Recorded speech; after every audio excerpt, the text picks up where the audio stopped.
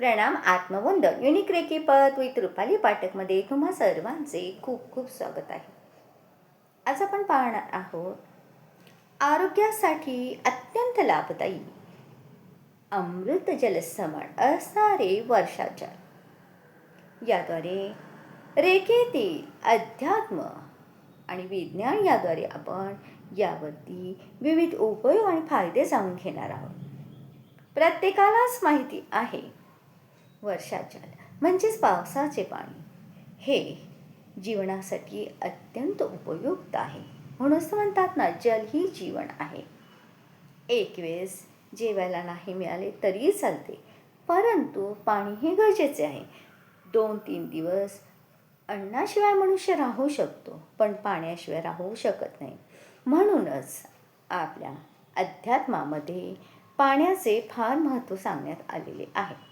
आज आपण अशाच आरोग्यदायी अशा वर्षा जलाचे काही उपयोग आणि फायदे पाहणार आहोत, ज्याद्वारे आपल्या मूलभूत गरजा तर पूर्ण होतातच, परंतु त्या अध्यात्माद्वारे काही रहस्य आहेत, ज्याचा वापर केल्यामुळे आपले दैनंदिन जीवन हे अगदी सुखकारक होऊ शकते.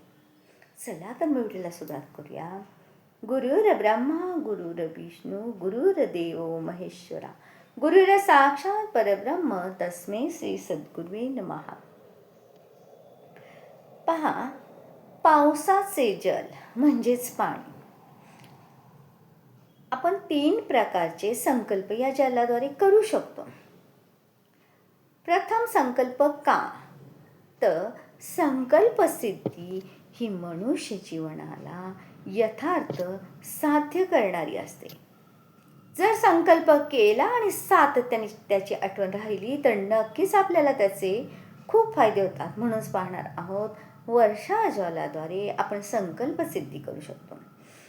पहिला आहे मनशुद्धी करणे. माझ्या मनातील अनावश्यक चिंता आणि ताण शांत होत आहे. ऊर्जा संतुलन. नंबर 2, ऊर्जा संतुलन. माझ्या शरीरातील प्राणशक्ती संतुलित होत आहे. नंबर 3, सकारात्मक संकल्प. माझ्या जीवनात प्रेम, आरोग्य, समृद्धी आणि आत्मविश्वासाची ऊर्जा वाढत आहे. पहा, अध्यात्म आणि रेकीमध्ये आज आपण पाहणार आहोत आरोग्यासाठी अत्यंत लाभदायी असे अमृत समान असणारे जल म्हणजेच वर्षाजल.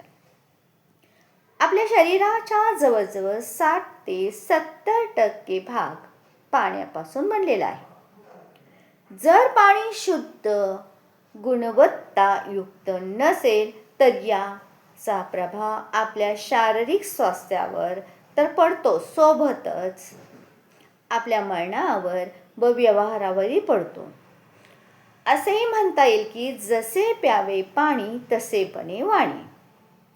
सद्यस्थितीत विविध हानिकारक रसायने, नाना प्रकारचे कीटाणू व जीवाणूंनी युक्त पदार्थ गटार, नाले, नदी, तलाव व अन्य पाण्याच्या स्रोतामध्ये मिळून पाण्याला प्रदूषित करीत आहे.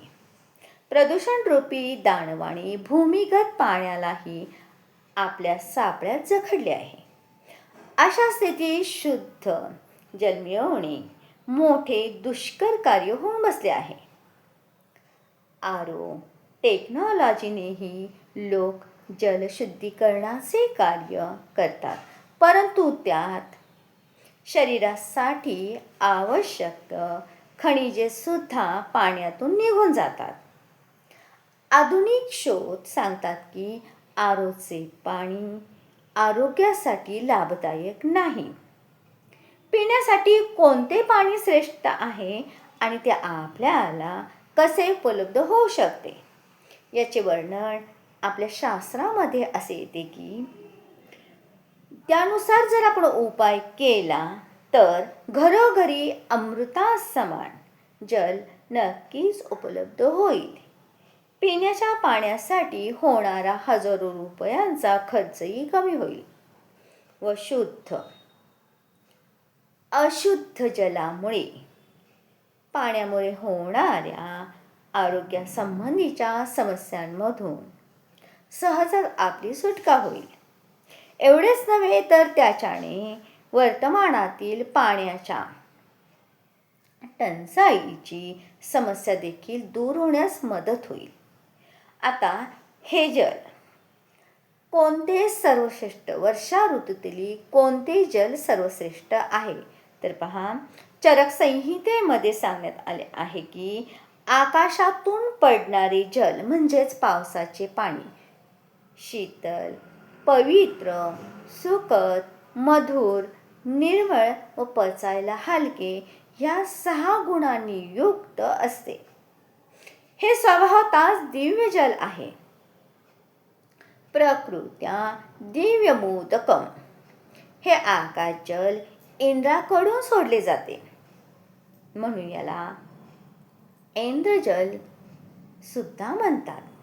हे जलामध्ये सर्वात मुख्य जल आहे. हे त्रिदोषनाशक म्हणजेच 3 प्रकारचे दोष शामक आहे. तसेच बलवर्धक, रसायन आणि मेधावर्धक आहे. आकाश जलात चुना म्हणजेच कॅल्शियम व मॅग्नेशियमचे लवण साल्ट्स नसल्याने हे पचायला अत्यंत हलके, तसेच अतांत्रिक ज्वर म्हणजे आतड्यांचे ताप, विसूचिका, कॉलरा, पटकी इत्यादीच्या रोग उत्पादक जीवाणूंनी रहित असल्याने आरोग्यासाठी सर्वश्रेष्ठ मानले गेले आहे. भगवान धन्वंतरी याबाबत म्हणतात, आकाशातून पडणारे जल जीवनासाठी अमृत समान उपयोगी आहे. हे तृप्तिकारक, तसेच थकवा, ग्लानी, शीण, झापड, तहान, मूर्छा किंवा बेशुद्धी, असेची तंद्रा, निद्रा व जळजळ, दहा शांत करणारे आणि निश्चित सर्व अवस्थांमध्ये अत्यंत पथ्य असते. सृष्टी संहितामध्ये सूत्रस्थान 45.3 मध्ये सांगण्यात आले आहे की आकाशातून पडणारे जल सुद्धा 4 प्रकारचे असते. धार म्हणजे वर्षा, कार म्हणजे गारा, तोषार म्हणजे दब आणि हिम म्हणजे बर्फ. यांपैकी धार जल मुख्य आहे. धार जलाचे 2 भेद प्रकार आहेत, गांग आणि समुद्र. या दोहोंमध्येही गांग जल मुख्य आहे. हे अश्विन मासात 30 सप्टेंबर ते 28 ऑक्टोबर पडते. शरद ऋतूंचे म्हणजे 23 ऑगस्ट ते 23 ऑक्टोबर या कालामध्ये जे वर्षा जल प्रवाहित होते ते जल, कफ आणि वायुनाशक असते. आचार्य चरक म्हणतात, विशेषतः राजे लोकांनी, राजसमान, धनाढ्य, गुणसंपन्न पुरुषांनी, सुकुमार पुरुषांनी शरद ऋतूत आढळणारे जल, पावसाचे पाणी गोळा करून उपयोगात आणले पाहिजे. शरद ऋतूत मघा नक्षत्राचा योग झाल्याने हे दुग्ध शर्करा योगासारखे आहे. मघा नक्षत्रात पडणाऱ्या पावसाचा मोठा भारी महिमा आहे. म्हणूनच शरद ऋतूचे आणि अश्विन मासाचे जल विशेषतः संग्रही आहे. माघ जल आहे विशेष गुणकारी. बघा, मघा नक्षत्र 17 ऑगस्ट दुपारी 1:44 ते 31 ऑगस्ट सकाळी 9:44 पर्यंत. भगवान सूर्यनारायण जेव्हा मघा नक्षत्रात राहतात तेव्हा आकाशातून पडणारे पावसाचे पाणी गंगाजला समान मानले जाते. जेव्हा सूर्याची मघा नक्षत्रात उपस्थिती असते तेव्हा पडणारे पावसाचे पाणी गंगामय आहे. मघा नक्षत्राचे पाणी गाळून ठेवा. रात्री 2-2 थेंब डोळ्यात टाका आणि सकाळी डोळ्यांचे विकार गायब. ते पाणी मुलांना पाजले महिना दीड 2 महिने तर पोटातील कृमी जंत गायब. जसे गंगाजलात दुसरे कोणतेही गडबड पाणी सुद्धा मिसळले तेव्हा गंगाजल त्याला ठीक करून टाकते, तसेच मघा नक्षत्राच्या पाण्यात हा प्रभाव आहे. मघा नक्षत्राच्या दिवसात पाऊस पडत होता. आपण आकाशाकडे पाहतो, पापण्या उघडून ठेवल्या. आकाशाकडे पाहताना पूर्ण आपल्या पापण्या उघड्या ठेवल्या तर डोळ्यात ते मघा नक्षत्राचे पाणी पडले. याच्याने डोळ्याला विशेष फायदा होतो. तो चिकटपणा जाणवत होता तो कमी होतो. 1 दिवस लावले तर इतका फायदा होतो. तर आपण सातत्याने केले तर त्याचा दृष्टीसाठीही खूप फायदा होईल. मघा नक्षत्राचे पाणी प्यायल्याने पोटदुखीत खूप लाभ होतो. जर तुम्ही एखादे आयुर्वेदिक औषध घेत असाल तर मघा जलासोबत घ्या. त्याचे गुण फायदे वाढतील. हे पाणी तुमच्या घरात स्वयंपाकासाठीही खूप चांगले आहे. गुजरातमध्ये खंभात नावाचे नगर आहे. येथे पूर्वी घरोघरी पावसाचे पाणी गोळा करण्यासाठी लहान लहान विहिरी, टाक्या असायच्या. आजही त्या टाक्या बऱ्याच घरांमध्ये दिसून येतात. खंभातवासी वर्षभर मघा नक्षत्रयुक्त आकाशजलाचा उपयोग करतात आणि स्वस्त आढळून येतात. येथील लोक सांगतात की आम्ही पावसाळ्यात गोळा केलेले पाणी कित्येक वर्षापासून पीत आलो आहोत. आजार आमच्यापासून दूर राहतात. वयोवृद्ध सुद्धा स्वस्थ राहतात, आजारी पडत नाहीत. इतका प्रभाव आहे मघा जलातील पाण्याचा, वर्षा ऋतूच्या पाण्याचा. पाण्याच्या शुद्धतेसाठी आधुनिक यंत्राद्वारे DTS मोजले जाते. ज्या पाण्याचे DTS जितके कमी असते तितके ते पाणी शुद्ध मानले जाते. महानगरपालिकेचे पाणी आणि आमच्या घराच्या टाकीतील पावसाचे पाणी दोहोंचे DTS मोजण्यात आले. म्हणजे जे आपल्या घरामध्ये महानगरपालिकेचे पाणी येते आणि जे आपण घरामध्ये साठवतो त्या दोन्हीचे DTS पाहिले तर पावसाच्या पाण्याच्या तुलनेत 68% जास्त आढळून येते.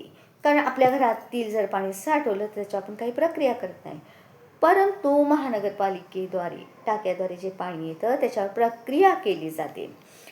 पावसाच्या दिवसात पाण्याच्या टाकीत जुने पाणीसुद्धा शिल्लक असते.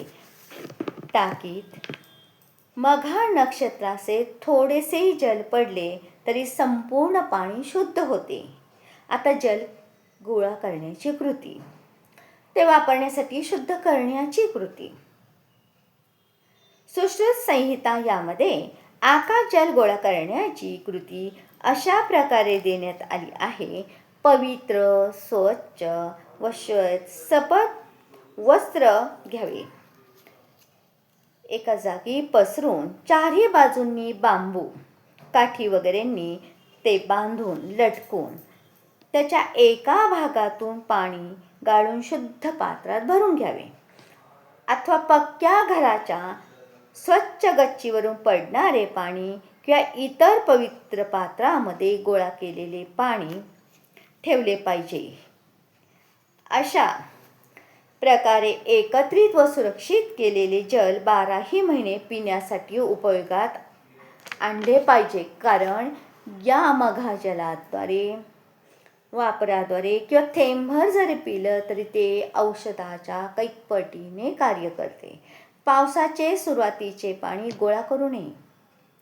3-4 पावसानंतर पुढील पावसाचे पाणी पक्षी, माकड वगैरेंची विष्ठा, कचरा वगैरे पासून वाचवून टाकीत गोळा करावे. गच्चीचे पाणी गोळा करायचे असेल तर गच्ची पाण्याने निष्कासन स्थान, पाईप वगैरे चांगल्याने स्वच्छ करून घ्यावे. मग गच्चीच्या पाण्याच्या पाईपचे दुसरे टोक अशा स्वच्छ भूमिगत टाकीत सोडावे ज्यात सूर्याची किरणे पडत नसतील. टाकी प्लॅस्टर केलेली असावी जेणेकरून पाणी झिरपणार नाही. टाकीला तांबे वा पितळाचे झाकण असल्यास अतिउत्तम. लोखंडाचे झाकण नसावे.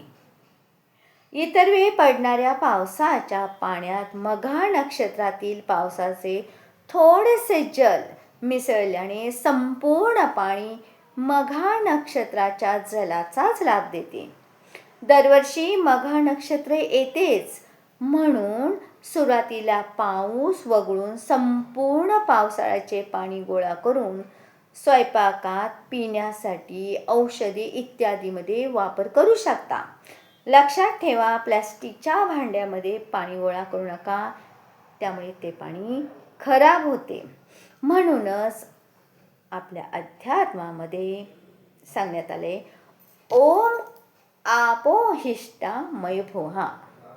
जल ही जीवन आहे. जय जय रघुवीर समर्थ. जय सद्गुरू.